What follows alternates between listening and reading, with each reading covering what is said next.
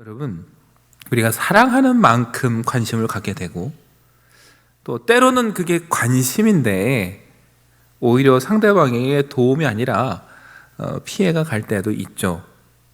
사실은 근데 그 경계를 지키는 게 쉽지가 않습니다. 특히 부모와 자녀 관계만큼 힘든 관계는 없어요. 세상에서 누구보다 가장 사랑하기 때문에 애정이 있는데, 그러다 보니까 아닌 것 같지만 어느 순간 내가 집착하고 매달릴 때가 있죠. 제가 예전에 연세대학교 대학원에서 공부할 때 학부생들, 이제 대학에 들어온 학생들 수업에 조교를 한 적이 있어요. 근데 가끔 당황스러운 전화가 옵니다. 무슨 전화면요, 어머니가 전화하셔요. 그래갖고 뭐라뇨? 우리 애가 오늘 아파서 학교 못 갈 것 같은데 조 교수님 어떻게 해야 돼요? 그래요. 또 시험 때가 되면 전화가 와요. 오늘 애가 아파서 시험에 지각할 것 같은데 어떻게 해야 돼요? 그래요. 순간 당황스러워요. 20대가 된, 사회에서 보면 성인이잖아요. 학교 지각하는 거, 못 오는 거 하나까지도 아직까지 누가 전화를 해줘요? 어머니가. 아니죠. 어머니도 아니고 엄마가 전화를 해줘야 돼요. 대신 교수님한테. 받는 저도 아주 당황스러웠어요. 제가 뉴스에서 보던 일을 실제로 겪어보니까, 야, 진짜로 이런 일들이 많구나. 그래서 여러분, 자녀를 놓아주지 못하고 자녀주의를 계속 맴돌면서 다 도와주는 어머니를 뭐라고 하는지 아세요? 아시네요. 헬리콥터 맘이라고 합니다. 예, 헬리콥터는 그 자리에 떠 있을 수 있잖아요. 배회하잖아요. 그러니까 자녀를 계속 배회하고 맴돌면서 일거수일투족을 지켜보면서 이제 그 자녀들의 문제를 직접 다 해결해주는. 저는 이제 20대 대학생들의 전화를 받고 당황했는데, 얼마 전에 아는 분한테 물어보니까 저한테 그러더라고요. 그것도 옛날 얘기라고. 요즘은 회사로 엄마가 전화한다고. 과장님, 우리 애가 오늘 아파서 못 갈 것 같은데요. 그래서 자기가 너무 놀랐다고. 예, 사랑하는 건 이해되는데 어느 순간 놓아주지 못하니까 자녀들이 그 길을 제대로 이제 가지 못하는 거죠. 그러다가 문득 든 생각이 한나와 사무엘이었어요. 한나는 어떻게 사무엘을 이렇게 놓을 수 있었을까? 너무 잘 아시죠? 한나 이야기. 아이를 못 낳아서 얼마나 가슴 아파했습니까? 그래서 눈물로 기도하다가 낳은 아이가 사무엘입니다.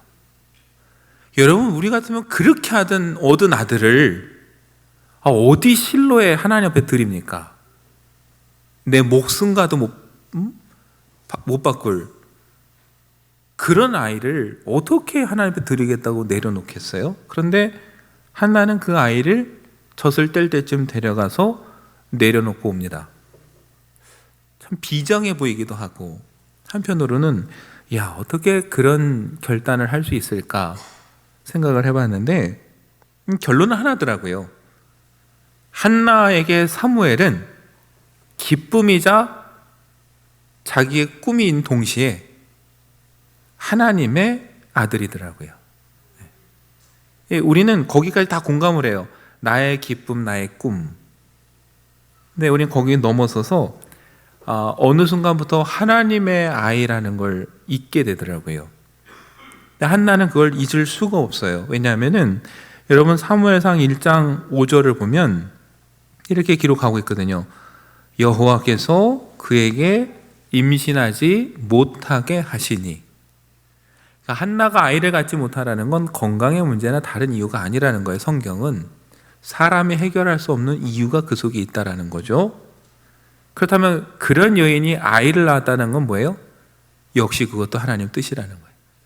사무엘상 1장 19절을 보면요, 실로에서 제사를 드리고 돌아갑니다. 근데 성경 그 마지막에 뭐라고 하냐면은, 엘가나가 그의 아내 한나와 동침하매 여호와께서 그를 생각하신지라.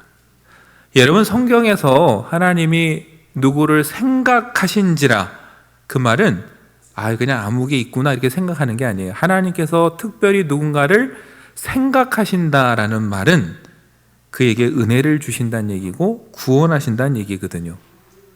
한나의 기도를 들으시고 그를 특별히 생각하셔서 아이를 갖게 하셨어요. 그러니까 한나는 뭐예요? 자기가 인간적인 방편으로는 아이를 가질 수 없는데 기도의 끝에 하나님이 자기를 특별히 생각해 주셔서 아이를 낳게 되었다는 걸 알았어요. 그러니까 아이를 보면서 너무 기쁘지만 거기서 끝나는 게 아니라 이 기쁨을 주신 분이 누구냐? 하나님이시라는 걸 한나는 너무 잘 아는 거예요. 그래서 여러분, 정확히 말하면 한나의 기쁨의 근원은 아들 사무엘이 아니라 그 아들을 주신 하나님이 한나의 기쁨이에요. 여러분과 저도 사실은 그 신앙까지 가야 돼요. 근데 우리는 하나님이 주신 응답 자체에 머물 때가 많습니다. 하나님이 기도의 응답으로 주신 아들, 하나님이 기도의 응답으로 주신 내 물질, 직장, 그게 나의 기쁨의 근원일 때가 있는데 그러면 내려놓지 못해요. 사실 우리의 기쁨의 근원은 누가 되어야 되냐면은 그 모든 것을 주신 하나님. 한나는 하나님은 나의 눈물 어린 기도를 듣고 계셨고 하나님은 그걸 응답해 주시는 분이구나.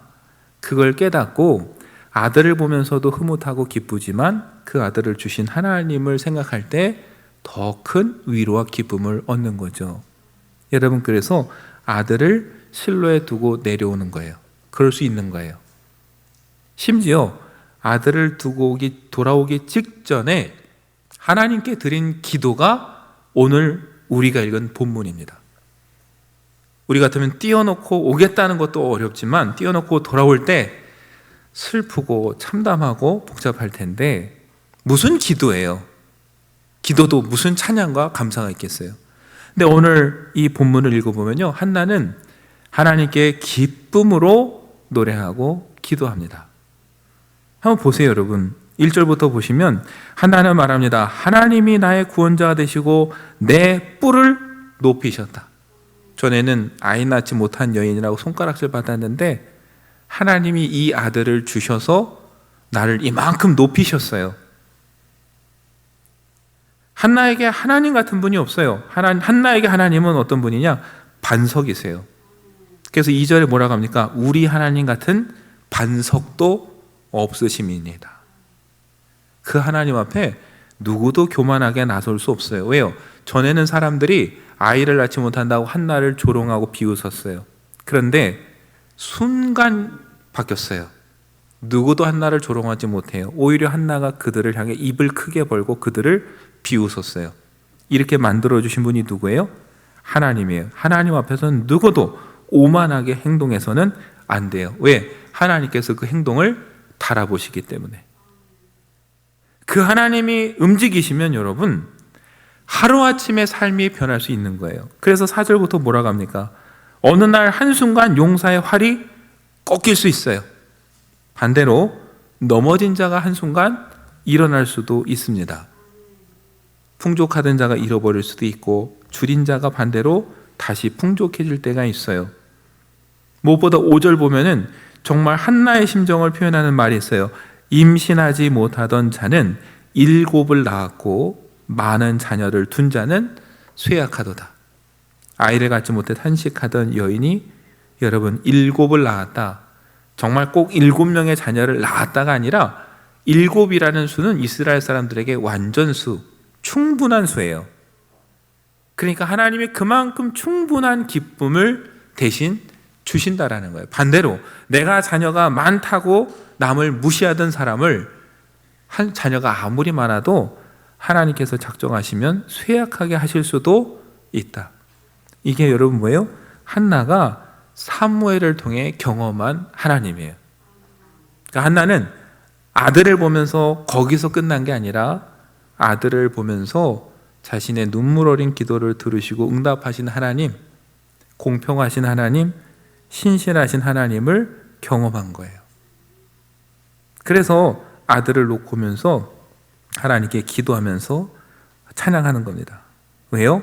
그 하나님은 6절에 8절에 보니까 가난한 자를 진토에서 일으키시기도 하시고 반대로 교만한 자들을 가장 낮은 곳으로 내리기도 하시는 분이에요. 그 하나님 앞에 여러분, 한나는 생각할수록 뭐예요? 아들을 내가 하나님께 드리고 맡길지라도 하나님은 나에게 또 다른 기쁨을 주실 것이라는 확신이 있고, 이 아이를 내가 비록 떠나보내지만 하나님께서 이 아이를 책임져 주실 것이라는 그 확신과 믿음이 있었어요. 그래서 그 아이를 하나님 앞에 내놓을 수 있고 내려놓을 수 있는 것이었죠. 오늘 저와 여러분들이 왜 우리의 자녀들을 내려놓지 못할까? 여러 이유가 있겠지만 가장 큰 이유 중에 하나는 내 것이라고 생각해서 그렇습니다. 내 아이, 내 기쁨의 모든 것. 근데 아시죠, 여러분? 어느 분이 그런 얘기를 했어요. 우리 아이들이 주는 기쁨은 태어날 때 이미 다 줬다. 생각해보면 그때가 제일 이뻐요. 그 뒤로는요, 아주 힘듭니다. 태어나서 한번 웃을 때 우리에게 일생 줄 기쁨은 이미 다 줬어요, 여러분. 그걸로 계산 끝났습니다. 그런데 우리는 아직 그걸 내려놓지 못하니까 계속 움켜쥐고 붙잡고 있는 거죠. 성경은 늘 말합니다. 자녀는 우리 것이 아니라 하나님의 것이다. 여러분, 시편 127편 3절과 5절 봐도 이렇게 기록하고 있어요. 보라, 자식들은 여호와의 기업이요 태의 열매는 그의 상급이로다. 젊은 자의 자식은 장사의 수중에 화살 같으니 이것이 그의 화살통에 가득한 자는 복되도다. 그들이 성문에서 그들의 원수와 담판할 때에 수치를 당하지 아니하리로다. 우리가 아주 익숙한 말씀인데 늘 그냥 흘려들었어요. 근데 곱씹어보면 의미 있는 말씀이에요. 여러분, 우리 가정의 자녀는 하나님이 주신 기업이라고 합니다. 기업, 땅, 유산, 은혜, 선물, 이런 뜻이에요. 그러니까 자녀는 내가 낳고 싶다고 해서 되는 게 아니란 뜻이에요. 하나님이 주셔야만 되는 것. 자녀는 우리가 그렇게 유업으로 받는 거지 내가 만들어낼 수 있는 게 아니에요. 자녀를 잘 키워서 자녀를 통해 내가 뭔가를 받고 싶었어요. 당연하다고 생각을 했어요. 근데 오늘 시편을 보면 그렇지 않아요. 젊은 장사의 수중에 화살 같다고 했습니다. 전쟁터에 나간 장소에게 화살만큼 중요한 게 어디 있습니까? 그 옛날에. 그래서 내가 마음대로 쓸 수 있다고 생각을 했어요. 그런데 시편 127편을 잘 읽어보면은 그 소중한 화살을 화살통에 꽂아주는 건 누구예요? 하나님이시지. 내가 내 마음대로 만들어서 꽂을 수 있는 게 아니더라는 거예요. 성문 앞에 원수와 논쟁하고 재판하면서 내가 억울한 일 당할 때에 내 힘이 돼주고 내 방패가 되고 내 편이 돼줄 거라고 내 자녀들을 키우는데 어디 그렇던가요, 여러분? 네. 결혼하니까 남의 편 되더라고요. 그러니까 그것도 내 마음대로 안 되는 거예요. 내 편이 되게 해주는 것도 결국은 하나님이 해주시는 거라는 거예요. 근데 우리가 그걸 놓치고 살다 보니까 내가 낳았고 내 것이고 그래서 내가 잘 키워서 내 화살로 잘 사용하고 내가 원수들과 논쟁할 때 내 편이 되게 만들어야지라고 하는데 안 되니까 어때요? 자꾸 속상하고 화나고 충돌이 그 속에서 생기는 거죠. 여러분, 이렇게 말하는 저도 쉽진 않아요. 그런데 우리 믿음의 사람이라면 인정해야 됩니다. 자녀는 근본적으로 내 것이 아니라 하나님의 것이구나. 예. 여러분, 하나님께 자기 자녀를 기꺼이 내드린 사람 하면은 아브라함을 빼놓을 수 없죠. 한나만큼 사연이 많습니다. 100세의 아들을 낳았어요, 여러분. 여러분, 100세에 낳은 아들이라면 얼마나 또 사랑스럽고 귀합니까? 그 아들을 하나님의 바치라고 할 때 아브라함은 고민하다가 그 아들을 하나님께 드립니다. 왜요? 아브라함은요, 부인할 수 없어요. 그 이삭이 하나님이 주신 아들이라는 것을 부인할 수가 없어요. 왜요? 고향을 떠날 때부터 아들을 낳을 것이다. 그리고 1년 전에 내년 이맘때 반드시 낳을 것이다 했어요. 그리고 낳았어요. 너무 소중한데 동시에 하나님이 주셨다는 걸 부인할 수가 없어요. 어떻게 해요? 하나님께 드리는 거죠. 물론 하나님도 진짜 받으실 마음은 없어요. 아브라함이 정말 하나님을 얼마나 신뢰하는가를 보는 거죠. 그러면 여러분, 한나를 봐도 아브라함을 봐도 우리에게 하나님 주시는 말씀은 한 가지입니다. 하나님이 계시다는 것을 정말 믿는다면 우리 자녀도 하나님이 주신 하나님의 자녀라는 사실을 믿어야 된다라는 거, 그리고 그 자녀도 하나님께서 이끌어 가신다라는 거. 우리 눈으로 자꾸 눈에 보이는 게 전부라고 생각할 게 아니라 보이지 않는 하나님을 생각하면서 한나처럼 살아가야 된다라는 걸 오늘 사무엘상이 우리에게 보여주는 거예요. 여러분, 그렇게 기도한 한나가 집으로 돌아갑니다. 그때 11절 보면은 성경은 이렇게 기록해요. 엘가나는 라마의 자기 집으로 돌아가고 그 아이는 제사장 엘리 앞에서 여호와를 섬기니라. 사무엘을 두었어요. 근데 사무엘이 어떻게 돼요? 제사장 엘리 앞에서 여호와를 섬기니라. 여러분, 한나와 사무엘은요, 눈에 보이는 사람에 집착하지 않았어요. 한나는 사무엘을 보면서 기뻤지만 사무엘을 주신 하나님을 더 기뻐했고, 사무엘이 비록 엘리 앞에서 자라고 배웠지만 엘리를 섬기는 게 아니라 엘리를 통해 자기를 돌보시는 하나님을 섬기는 거죠. 그게 저와 여러분이 마지막 가야 될 목표가 아닌가 생각합니다.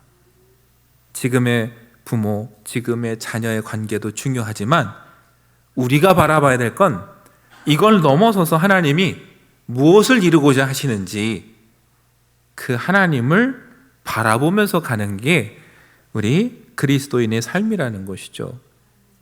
여러분, 예수님께서 우리를 위해 죽으시고 부활하셔서 우리를 구원하셨다라고 우리가 고백하지 않습니까? 그렇다면은 우리의 삶도 우리의 생명도 주님의 것이죠. 그런데 다 주님의 것입니다 하면서 우리 마음 한켠에는, 그런데 주님, 우리 자녀는 예외입니다, 제 겁니다라는 마음이 우리 속에 있지 않았는가? 그래서 내가 더 집착하고 내려놓지 못한 건 아닌가? 여러분, 우리가 한나를 보면서 다시 생각해 봤으면 좋겠어요. 내가 집착할수록 좋아지는 게 아니라 문제는 더 생길 수밖에 없어요. 오래전에 여러분, 홀랜드 오퍼스라는 영화가 있었습니다. 혹시 보신 분 계실 텐데요.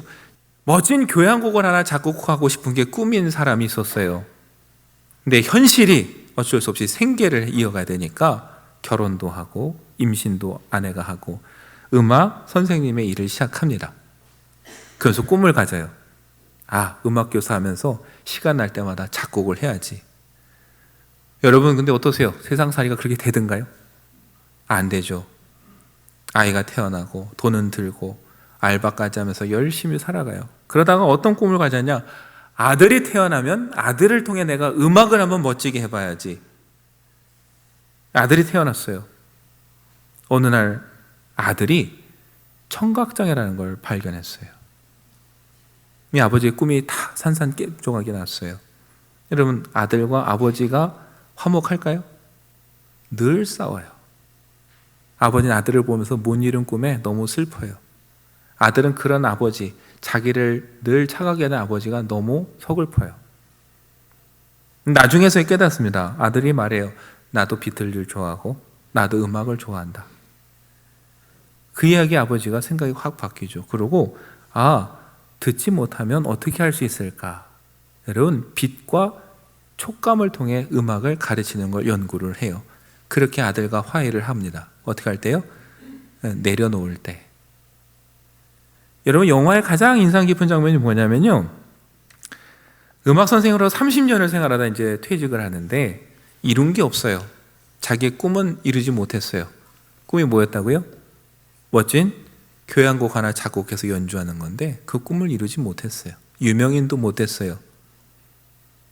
그런데 퇴직하는 날 그동안 30년 동안 가르쳤던 제자들이 강당에 모여서 깜짝 이벤트를 펼쳐줬어요. 뭐냐면은 유일하게 하나 작곡했던 교향곡을 하나 제자들이 직접 연주해 주는 거예요. 그때 제자 중에 대표가 하나 나와서 이렇게 얘기를 합니다. 그 대사가 참 인상 깊어요. 뭐라고 제자가 얘기를 하냐면은 선생님은 자신의 곡으로 유명해지고 싶으셨죠. 그러나 그 꿈이 이루어지지 않아서 자책하고 후회하셨죠. 하지만 선생님 주위를 둘러보세요. 우리 모두가 선생님의 가르침을 받았고 훌륭하게 성장했습니다. 우리가 바로 선생님의 교향곡이고 멜로디고 음표이고 인생의 음악입니다. 참 대사가 인상 깊었어요. 자기 자신을 보면서 내 꿈은 깨졌구나. 그래, 우리 아들을 통해 이루고자 하는 또 깨졌구나. 늘 실망했는데 제자들은 뭐라고 하냐면은 우리 제자들 한 사람 한 사람이 음표고 멜로디고 30년이 흘러서 여기 모여있는 우리가 선생님의 가장 멋진 교향곡입니다. 그래서 위로를 주거든요. 여러분, 이게 믿음의 사람이 가져야 될 꿈이 아닌가 좀 생각을 하게 됐어요. 가끔 우리 계획가 달라집니다. 내 아이가 이렇게 됐으면 좋겠는데 그 홀랜드 선생님처럼 기대가 깨질 때가 있어요. 그러면서 나는 이제 실패했나 생각할 때가 있죠. 근데 시간이 흘러봤더니 어때요? 하나님은 또 다른 멋진 작품을 만드셨어요. 제자들 한 명 한 명이 음표가 되고 멜로디가 되어서 그게 합쳐져서 교향곡이 되는. 여러분, 이 말씀을 드리는 이유는 하나예요. 우리 자녀가 하나님의 자녀임을 믿는다면 하나님께서 멋진 작품으로 만들어 가실 날이 있다라는 믿음으로 저와 여러분이 내려놓고 기다리면 좋겠습니다. 사실 조바심도 나죠. 걱정도 되고 이 험한 세상을 어떻게 살아갈까 부모의 마음으로 염려도 돼요. 근데 염려는 되는데 또 솔직히 말하면 해줄 수 있는 것도 없습니다, 여러분. 그러니까 제가 그렇죠. 24시간 쫓아다닐 수도 없고요. 꼼꼼히 지켜보고 감시했다고 생각했는데 여전히 몰래 게임은 하고 있고 사고는 치고 다녀요. 걱정하는데 사실 해줄 수 있는 게 없어요. 그렇다면 차라리 하나님께 맡기고 기도하는 게 현명할 수도 있습니다. 여러분 잘 생각해 보세요. 하나님께서 한나에게 사무엘을 주신 것은 그저 한나 한 사람 기쁘게 해주려고 준 게 아니에요. 그 사무엘이 커서 뭐가 됩니까? 선지자가 돼요. 이스라엘의 왕을 기름 부어 세우게 되고요. 이스라엘을 구원과 회복의 길로 인도해요. 그렇게 될 줄 한나는 상상도 못했어요. 그냥 자기의 아픔 때문에 기도했지만 하나님은 그 아픔을 위로해 주는 동시에 그 아이를 그렇게 사용해 주신 것처럼 오늘 저와 여러분의 가정에 있는 자녀들이 지금은 어떤 모습일지 몰라도 앞으로 하나님께서 또 어떻게 사용할지는 우리의 지혜로 알 수 없는 것이죠. 하나님의 꿈을 우리가 기대하면서 내 욕심과 집착은 내려놓고 하나님께 맡기는 우리의 믿음의 자녀들 되기를 간절히 축원합니다.